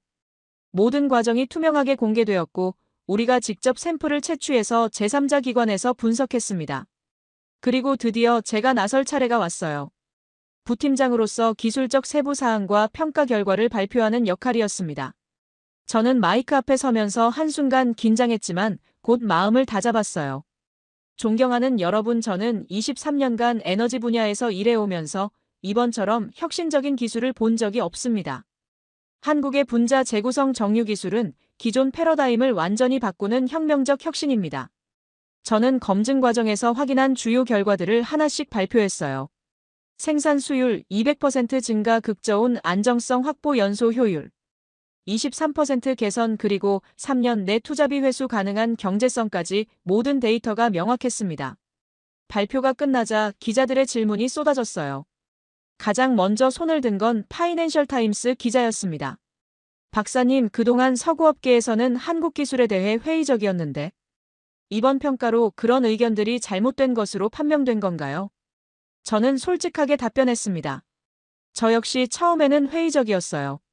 하지만 직접 현장에서 확인한 결과 한국의 기술은 우리의 예상을 훨씬 뛰어넘는 수준이었습니다. 이는 편견이 얼마나 위험한지 보여주는 사례이기도 해요. 월스트리트 저널 기자가 날카로운 질문을 했어요. 기존 석유업계에 미칠 충격은 어느 정도로 예상하시나요? 엘레나 팀장이 답변했습니다. 단기적으로는 혼란이 있을 수 있지만 장기적으로는 모든 당사자에게 이익이 됩니다. 가장 인상적이었던 질문은 BBC 기자가 던진 것이었어요. 이번 발견이 향후 글로벌 에너지 지정학에 미칠 영향은 무엇인가요? 저는 잠시 생각한 후 답변했습니다. 기존에는 자원 보유국이 에너지 시장을 주도했다면 이제는 기술 보유국이 주도권을 잡게 될 겁니다. 한국이 바로 그 변화를 보여주는 첫 번째 사례죠. 발표회가 끝난 후 반응은 폭발적이었어요. 런던 증시에서는 한국 정유 기업들의 주가가 또다시 급등했고 각국 정부가 한국과의 협력을 서두르기 시작했습니다. 제프리 윈스턴도 입장을 완전히 바꿨어요. 그는 언론과의 인터뷰에서 말했습니다. 국제에너지기구의 객관적 검증 결과를 존중합니다. 한국 기술과의 협력을 적극 추진하겠습니다. 칼 하트만도 유럽의회에서 비슷한 발언을 했어요. 국제에너지기구 발표 이후 사흘 동안 전 세계가 요동쳤습니다. 독일 정부가 가장 먼저 움직였어요. 올라프 숄츠 총리가 한국 대통령과 긴급 화상 정상회담을 갖고 독일 내 한국 기술 생산 시설 구축을 위한 협력을 제안했습니다. 프랑스의 에마뉘엘 마크롱 대통령도 파리에서 한국 재벌 총수들을 초청해 대규모 투자 유치에 나섰어요. 토탈에너지 같은 프랑스 석유 기업들이 수십억 유로 규모의 기술 도입 계약을 체결했습니다. 하지만 가장 극적인 변화는 미국에서 일어났어요. 조 바이든 대통령이 백악관에서 특별 성명을 발표했습니다. 미국은 청정 에너지 전환을 가속화하기 위해 한국과의 전략적 협력을 확대할 것입니다. 이에 따라 엑손모빌, 쉐보론 같은 미국 석유 메이저들이 방어적 입장에서 벗어나 적극적 협력으로 전환했어요. 제임스 록펠러도 상원 청문회에서 입장을 완전히 바꿨습니다. 한국의 혁신을 인정하고 미국도 이 분야에서 경쟁력을 확보해야 합니다. 아시아 국가들의 반응도 빨랐어요. 일본 정부가 한일 에너지 협력 확대를 제안했고 중국도 대규모 기술 도입 계약을 발표했습니다. 인도의 나렌드라 모디 총리는 뉴델리에서 한국 기업 CEO들과 만나 인도 내 생산 시설 구축을 논의했어요. 동남아시아 국가들도 연쇄적으로 한국과의 협력을 발표했습니다. 가장 놀라웠던 건 러시아의 움직임이었어요. 블라디미르 푸틴 대통령이 모스크바에서 한국 대통령과 정상회담을 갖고 시베리아 천연가스와 한국 기술을 결합한 프로젝트를 추진하기로 합의했습니다. 브라질의 룰라 대통령도 상파울루에서 비슷한 회동을 가졌어요. 남미 최대 산유국인 브라질이 한국 기술 도입으로 정유 산업을 업그레이드하겠다고 선언한 겁니다. 호주와 캐나다 같은 전통적 자원 수출국들도 정책 전환에 나섰습니다. 기존 화석 연료 수출에서 벗어나 한국 기술을 활용한 청정 에너지 생산으로 방향을 바꾼 것이었어요. 저는 이런 급속한 변화를 지켜보면서 한국이 정말로 세계사의 흐름을 바꾸고 있다는 것을 실감했습니다. 단순히 새로운 기술을 개발한 것이 아니라 전 지구적 에너지 패러다임의 전환을 이끌어낸 것이었어요. 제 회사에서도 변화가 있었습니다. 싱가포르 지사장 데이비드 첸이 저를 불러서 말했어요. 마이클 자네 덕분에 우리 회사가 한국과 파트너십을 맺을 수 있게 되었네. 정말 훌륭한 판단이었어. 스티브 맥밀런도 축하 전화를 걸어왔습니다. 마이클 18년 만에 완전히 서력했어. 이제 자네는 업계에서 가장 신뢰받는 전문가가 되었다고. 존 핸더슨 교수도 감격스러운 목소리로 말했습니다. 자네가 전문가로서의 양심을 지켰기 때문에 이런 변화가 가능했던 거야. 정말 자랑스럽다. 가장 뜻깊었던 건 한국에서 온 반응이었어요. 정수아 박사가 이메일을 보내왔습니다. 브래드포드 박사님 덕분에 저희 기술이 세계적으로 인정받게 되었어요. 하지만 더 중요한 건 이제 전 세계가 더 나은 에너지 미래를 꿈꿀 수 있게 되었다는 점입니다. 국제 검증 발표 후 한 달이 지나 저는 다시 한국을 방문할 기회를 얻었습니다. 이번에는 한국 정부의 초청으로 에너지 정책 자문 회의에 참석하는 것이었어요. 인천공항에 도착했을 때부터 달라진 한국의 위상을 실감할 수 있었습니다. 공항 곳곳에 글로벌 에너지 혁신 허브 코리아라는 슬로건이 걸려 있었고 세계 각국에서 온 에너지 전문가들과 기업인들로 북적였어요. 서준혁 이사가 저를 마중 나왔는데 그는 이제 한국에너지공사 부사장으로 승진해 있었습니다. 브래드포드 박사님 다시 오신 것을 환영합니다. 이번에는 더욱 놀라운 것들을 보여드릴 수 있을 것 같아요. 첫 방문지는 새로 건설된 국제에너지기술연구원이었습니다. 세계 최고 수준의 연구시설에서 각국 연구진들이 함께 협력하는 모습이 인상적이었어요. 독일, 미국, 사우디, 일본에서 온 연구원들이 한국 연구진과 어깨를 맞대고 일하고 있었습니다. 정수아 박사는 이제 연구원 원장이 되어 있었어요. 그녀가 새로운 연구 성과를 보여주었습니다. 박사님, 저희가 개발한 차세대 기술은 기존보다 효율성이 30% 더 높아졌어요. 그리고 완전히 재생 가능한 원료만 사용합니다. 놀라운 건 연구 속도였어요. 불과 1년 사이에 기술이 또 한 번 비약적으로 발전한 것이었습니다. 이는 전 세계 최고 인재들이 한국으로 몰려들어 시너지 효과를 낸 결과였어요. 특히 인상적인 건 독일에서 온 연구진과의 협업이에요. 그들의 화학공학 지식과 저희 분자 재설계 기술이 만나면서 완전히 새로운 영역을 개척하고 있어요. 정수아 박사의 설명이 이어졌습니다. 두 번째 방문지는 부산의 새로운 생산 시설이었어요. 기존 울산 공장의 10배 규모로 건설된 이 시설에서는 전 세계 수요를 충당할 수 있는 대량 생산이 이루어지고 있었습니다. 강철우 소장은 이제 은퇴를 앞두고 있었지만 여전히 후배들에게 기술을 전수하는 역할을 하고 있었어요. 박사님, 이제 저희가 세계 곳곳으로 기술을 전수하러 다니고 있어요. 정말 꿈만 같습니다. 지난달에는 사우디에 가서 현지 기술자들을 교육했고 다음 달에는 독일 시설 구축을 도우러 갑니다. 윤태민 연구원도 이제는 책임 연구원이 되어 국제 협력 프로젝트를 총괄하고 있었어요. 세 번째 방문지는 정말 놀라웠습니다. 서울에 새로 개설된 글로벌 에너지 아카데미에서는 전 세계 에너지 전문가들이 한국 기술을 배우기 위해 몰려들고 있었어요. 수강생들 중에는 사우디 왕자와 독일 대기업 CEO도 있었습니다. 가장 감동적이었던 건 정수아 박사와의 개인적인 대화였어요. 그녀는 저에게 말했습니다. 박사님, 처음 저희를 믿어주셨을 때가 생각나네요. 그때 박사님의 용기 있는 선택이 없었다면 오늘의 성과도 없었을 거예요. 하지만 저는 고개를 저었습니다. 제가 한 건 그저 진실을 확인한 것뿐이에요. 진짜 공로는 여러분들께 있습니다. 이 혁신을 만들어낸 한국 연구진들 말이에요. 한국에서 돌아온 후 제 인생에서 가장 뜻깊은 순간이 찾아왔습니다. 국제에너지기구에서 공식적으로 저에게 에너지 혁신 공로상을 수여한 것이었어요.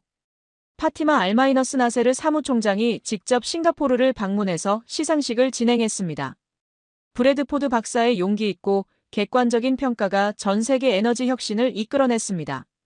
이는 전문가가 어떻게 인류의 미래에 기여할 수 있는지를 보여주는 모범 사례입니다. 시상식에는 각국 정부 관계자들과 업계 인사들이 대거 참석했어요. 과거에 저를 의심의 눈으로 봤던 사람들이 이제는 박수를 보내주고 있었습니다. 제프리 윈스턴도 참석해서 축하 인사를 건넸어요. 마이클 자네가 옳았어. 내가 편견에 사로잡혀 있었다는 걸 인정하네. 가장 의미 있었던 건 가족들의 반응이었습니다. 아내 리사는 시상식에 직접 참석해서 눈물을 흘렸어요. 여보 18년 전 실패가 오히려 이번 성공의 밑거름이 되었네요. 그때의 경험이 있었기에 더욱 신중하고 정확한 판단을 할 수 있었던 것 같아요. 아들 제이슨도 대학원 수업을 빠지고 왔습니다. 아빠 대학 교수님이 아빠 사례를 수업 시간에 소개하셨어요. 전문가의 사회적 책임에 대한 모범 사례라고 하시더라고요. 그날 저녁 가족들과 함께 조용히 식사를 하면서 저는 지난 18년을 돌아봤어요. 쿠웨이트 실패 이후의 절망긴 침체기 그리고 조금씩 회복해가던 시간들. 모든 것이 이 순간을 위한 준비 과정이었던 것 같았습니다. 며칠 후 저는 중대한 결정을 내렸습니다. 회사를 떠나 독립 컨설턴트로 활동하기로 한 것이었어요. 어떤 기업이나 정부에도 소속되지 않고 순수하게 기술의 가치만을 평가하는 역할을 하고 싶었습니다. 리사가 걱정스러운 표정으로 물었어요. 여보, 정말로 독립 컨설팅을 하시려고요? 안정적인 직장을 떠나는 게 맞을까요? 저는 고개를 끄덕였습니다. 리사, 지난 1년 동안 깨달은 게 있어요. 진정한 전문가의 역할은 특정 조직의 이익이 아니라 객관적 진실을 추구하는 것이라는 걸 말이에요. 제가 선택한 길은 독립적인 에너지 기술 평가 전문가로 활동하는 것이었어요. 첫 번째 프로젝트는 브라질 정부의 요청으로 시작되었습니다. 그들은 아마존 지역에서 개발 중인 바이오 연료 기술의 객관적 평가를 원했어요. 한국 기술 평가에서 보여준 저의 공정성을 높이 평가해서 의뢰한 것이었습니다. 두 번째 프로젝트는 노르웨이에서 왔어요. 북극 지역의 풍력 발전을 활용한 그린 수소 생산 기술의 평가였습니다. 가장 의미 있었던 프로젝트는 아프리카에서 진행된 것이었어요. 케냐와 나이지리아 정부가 공동으로 요청한 태양광 기반 에너지 시스템 평가 작업이었습니다. 나이로비에서 만난 케냐 에너지부 장관이 말했어요. 아프리카도 에너지 혁신의 주역이 될 수 있다는 것을 증명하고 싶어요. 6개월 후 저는 다시 한국을 방문했습니다. 이번에는 개인적인 방문이었어요. 그동안 도움을 주었던 분들에게 감사 인사를 드리고 한국의 변화된 모습을 다시 한번 확인하고 싶었거든요. 울산에서 만난 한국 연구진들은 더욱 자신감에 차 있었습니다. 정수아 박사가 최근 성과를 브리핑해 주었어요. 브래드포드 박사님, 저희는 이제 화성 탐사용 로켓 연료 개발까지 진행하고 있어요. 지구를 넘어서 우주로 향하는 에너지 기술을 만들고 있습니다. 서준혁 부사장은 한국 기술의 글로벌 확산 현황을 설명해 주었습니다. 현재 전 세계 60여 개국에서 한국 기술을 도입했거나 도입 예정이에요. 특히 아프리카와 동남아시아에서의 반응이 뜨거워요. 강철우 소장은 은퇴를 앞두고 있었지만 여전히 후배들에게 기술을 전수하는 역할을 하고 있었어요. 박사님, 제가 40년 전에 꿈꿨던 일이 현실이 되었어요. 한국 기술로 세계가 움직이는 시대가 온 거죠. 저녁 식사 자리에서 저는 한국 성공의 진정한 비밀에 대해 물어봤습니다. 정수아 박사가 진지하게 답변했어요. 솔직히 말하면 저희는 선택의 여지가 없었어요. 석유 한 방울 나지 않는 나라가 살아남으려면 기술밖에 없었거든요. 서준혁 부사장도 덧붙였습니다. 자원이 없다는 게 오히려 축복이었어요. 자원이 있었다면 안주했을 테니까요. 절박함이 혁신을 만들어낸 겁니다. 그들의 말에서 한국 성공의 본질을 이해할 수 있었어요. 한국 사람들이 자주 쓰는 빨리빨리 문화도 새롭게 보였습니다. 처음에는 조급함으로 여겼는데 이제는 생존 본능에서 나온 효율성 추구라는 걸 알게 되었어요. 느긋하게 기다릴 여유가 없었기 때문에 빠르게 움직여야 했던 거죠. 한국인들의 정문화도 비즈니스 성공의 비결이었습니다. 단순한 거래 관계가 아니라 진심으로 파트너를 대하는 태도가 전 세계 사람들의 마음을 움직인 것이었어요. 윤태민 박사가 말했습니다. 저희는 기술만 팔려는 게 아니에요. 함께 성장하고 싶어요. 그래서 기술 이전도 아낌없이 하는 겁니다. 이런 태도가 오히려 더 많은 협력 기회를 만들어냈어요. 교육열도 한국 혁신의 원동력이었습니다. 부모 세대가 자식 교육에 모든 것을 쏟아부은 덕분에 세계 최고 수준의 인재들이 배출되었어요. 그 인재들이 이제 한국을 이끌고 있었습니다. 완벽주의 성향도 기술 혁신에 큰 역할을 했어요. 강철우 소장의 말처럼 작은 실수도 용납하지 않고 항상 더 나은 방법을 찾으려는 자세가 세계 최고 품질을 만들어냈습니다. 무엇보다 한국 사람들의 회복 탄력성이 놀라웠어요. 과거의 실패나 어려움에서 빠르게 회복하고 더 강하게 일어서는 힘. 이것이 바로 한국이 자원 없이도 세계를 선도할 수 있었던 진짜 이유였습니다. 서울로 돌아가는 기차 안에서 저는 깊은 생각에 잠겼어요. 한국의 성공은 단순히 기술 개발의 결과가 아니었습니다. 절박함, 효율성, 교육열, 완벽주의 회복력. 이 모든 것이 결합되어 만들어낸 기적이었어요. 1년 후 전 세계는 완전히 달라져 있었습니다. 한국이 만들어낸 에너지 혁명이 모든 대륙으로 퍼져나가면서 인류는 더 깨끗하고 효율적인 에너지 시대로 접어들었어요. 북극에서는 노르웨이와 한국이 공동 개발한 극저온 연료로 안전한 항공 운항이 가능해졌습니다. 아프리카에서는 태양광 기반 한국 기술로 에너지 자립을 이뤄가고 있었어요. 중동 산유국들은 석유 수출국에서 첨단 에너지 기술 허브로 변신했습니다. 사우디아라비아는 한국과의 합작으로 건설한 미래 에너지 센터를 통해 전 세계에 기술을 전파하고 있었어요. 미국과 유럽의 모든 주요 항공사들이 한국 기술 기반 연료를 사용하고 있었고, 중국과 인도도 대규모 기술 도입으로 탄소 배출을 크게 줄였습니다.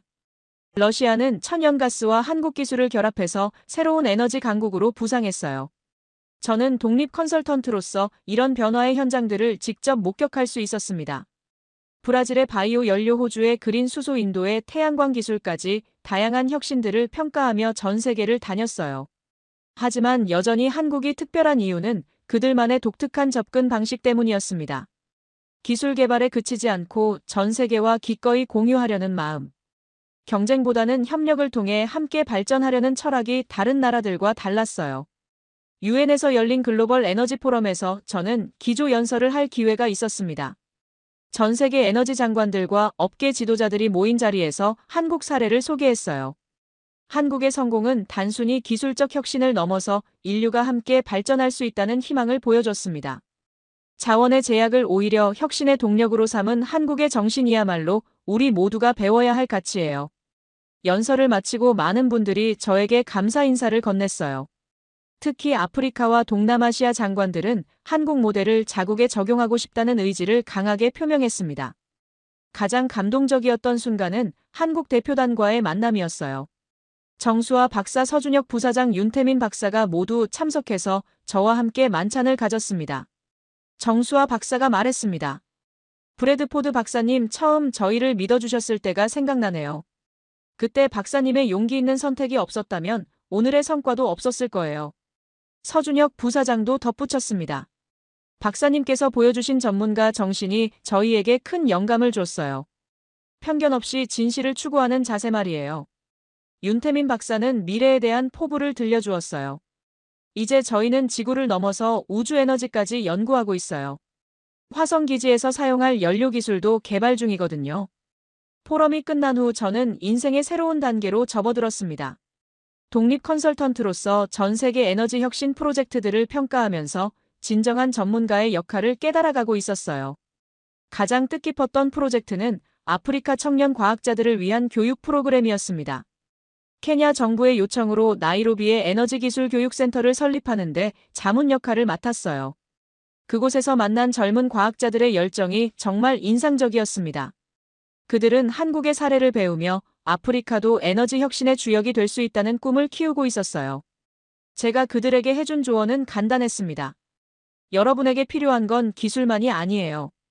한국처럼 절박함을 혁신의 동력으로 바꾸는 정신이 중요합니다. 그리고 무엇보다 편견 없이 진실을 추구하는 자세가 필요해요. 아들 제이슨이 에너지 공학 석사 과정을 마치고 저에게 중요한 제안을 했습니다. 아빠, 저도 아빠처럼 독립 컨설턴트로 일하고 싶어요. 그런데 먼저 한국에서 경험을 쌓고 싶어요. 저는 제이슨의 선택을 적극 지지했습니다. 한국은 정말 배울 게 많은 곳이야. 기술뿐만 아니라 혁신하는 방법, 함께 성장하는 방법을 배울 수 있어. 제이슨은 서울대학교 에너지연구소에서 인턴십을 시작했어요. 몇 달 후 제이슨이 한국에서 보내온 편지가 감동적이었습니다. 아빠, 한국 사람들이 왜 이렇게 혁신적인지 이해하게 됐어요. 그들은 실패를 두려워하지 않아요. 실패해도 빠르게 배우고 다시 도전해요. 아내 리사도 새로운 도전을 시작했어요. 환경운동가로서 한국의 청정 에너지 기술을 전 세계에 알리는 캠페인을 주도하게 된 것이었습니다. 여보, 당신이 한국 기술을 세상에 알린 것처럼 저도 환경 보호에 기여하고 싶어요. 우리 가족 모두가 각자의 방식으로 더 나은 미래를 만드는 데 기여하고 있었습니다. 18년 전 쿠웨이트 실패 이후 힘들었던 시절이 이제는 먼 과거처럼 느껴졌어요. 제 멘토였던 존 핸더슨 교수가 작년에 세상을 떠나셨습니다. 임종 직전 저에게 마지막 조언을 해주셨어요. 마이클, 자네는 이제 진정한 전문가가 되었네. 앞으로도 계속 진실을 추구하게. 그게 자네가 세상에 기여하는 방법이야. 교수님의 말씀을 가슴에 새기며 저는 더욱 열심히 일했습니다. 전 세계를 다니며 에너지 기술들을 평가하고 젊은 과학자들을 멘토링하며 더 나은 에너지 미래를 만드는 데 기여했어요. 최근에는 한국 정부로부터 명예에너지자문위원으로 위촉받았습니다. 정수아 박사가 축하 전화를 걸어왔어요. 박사님, 이제 저희 가족이나 마찬가지예요. 언제든 한국에 오세요. 오늘 이 이야기를 마무리하면서 저는 지난 3년간의 여정이 꿈만 같다는 생각을 해요. 회의론자였던 제가 한국 기술의 열렬한 지지자가 되기까지 정말 많은 일들이 있었습니다. 하지만 무엇보다 소중한 건 이 과정에서 만난 사람들과 깨달은 가치들이에요. 지금 전 세계는 완전히 달라졌습니다. 한국이 만들어낸 에너지 혁명이 모든 대륙으로 퍼져나가면서 인류는 더 깨끗하고 효율적인 에너지 시대로 접어들었어요. UN 글로벌 에너지 포럼에서 제가 전한 메시지는 간단했습니다. 편견 없는 세상, 협력하는 미래. 한국이 바로 그것을 증명했어요. 자원이 없어도 기술과 혁신으로 세계를 선도할 수 있다는 것을요. 1년에 한 번씩 저는 한국을 방문해서 연구진들과 재회합니다. 정수아 박사, 서준혁 부사장, 강철우 소장, 윤태민 박사. 이분들은 이제 제 인생에서 가장 소중한 친구들이 되었어요. 지난달 울산을 방문했을 때 강철우 소장이 은퇴식을 했습니다. 43년간의 현장 생활을 마무리하는 자리였어요. 그는 감격스러운 표정으로 말했습니다. 제가 1988년에 시작했을 때는 정말 꿈도 꾸지 못했어요. 한국 기술이 세계를 움직이는 날이 올 줄은요. 하지만 포기하지 않고 계속 도전했더니 기적이 일어났습니다. 정수아 박사는 이제 세계적인 에너지 과학자가 되어 노벨상 후보로까지 거론되고 있어요. 하지만 그녀는 여전히 겸손했습니다. 저희가 한 일은 그저 최선을 다한 것뿐이에요. 진짜 기적은 전 세계가 함께 협력하기 시작했다는 점입니다. 서준혁 부사장은 한국에너지공사 차기 사장으로 내정되어 있었습니다. 그는 더 큰 비전을 이야기했어요. 우리는 이제 지구를 넘어 우주 에너지까지 준비하고 있어요. 인류의 미래를 위해서요. 제 아들 제이슨은 한국에서 2년간의 경험을 마치고 돌아와 저와 함께 독립 컨설팅 회사를 설립했습니다. 부자가 함께 전 세계 에너지 혁신을 평가하며 더 나은 미래를 만드는 데 기여하고 있어요. 아내 리사는 환경 캠페인으로 국제적인 상을 받았습니다. 한국의 청정 에너지 기술을 전 세계에 알린 공로였어요. 우리 가족 모두가 각자의 방식으로 세상에 기여하고 있었습니다. 18년 전 쿠웨이트 실패는 이제 완전히 과거가 되었어요. 그 경험이 오히려 저를 더 나은 전문가로 만들었다는 것을 깨달았습니다. 실패를 두려워하지 않고 진실을 추구하는 용기를 배웠거든요. 마지막으로 전하고 싶은 메시지가 있습니다. 불가능은 없어요. 한국이 증명했듯이 자원이 없어도 절박함과 혁신으로 세계를 바꿀 수 있습니다. 편견을 버리고 협력하면 인류는 더 나은 미래를 만들 수 있어요. 저는 오늘도 새로운 프로젝트를 검토하고 있습니다. 아프리카의 태양광, 남미의 바이오 연료, 동남아의 해상 풍력. 한국이 시작한 에너지 혁명은 지금도 계속되고 있어요. 그리고 저는 계속해서 진실을 추구할 겁니다. 편견 없이 객관적으로 과학적으로. 그것이 전문가로서 제가 세상에 기여하는 방법이니까요. 한국이 보여준 기적을 저는 평생 잊지 못할 겁니다.